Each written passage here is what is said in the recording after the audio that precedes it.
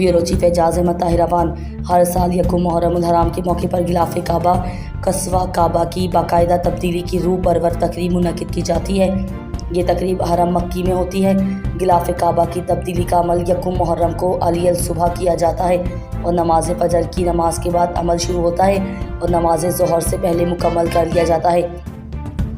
Saudi अरब की कस्बो factory इस गिलाफ को तैयार करती है और तकरीबन 200 माहिरीन और टेक्नीशियंस गिलाफ तैयार करने में हिस्सा लेते हैं। गिलाफ काबा 100% तक खालिस रेशम से तैयार किया जाता है। इस पर कुरानी आयात को खालिस सोने और चांदी की धातों से कढ़ाई करके लिखा जाता है। गिलाफ काबा का वज़न तकरीबन 700 किलोग्राम होता है और गिलाफ काबा की ऊंचाई तकरीबन 24 मीटर और लंबाई चारों तरफ से काबा के मुताबिक होती है। गिलाफ काबा को काटकर छोटे छोटे टुकड़ों में तकसीम किया जाता है।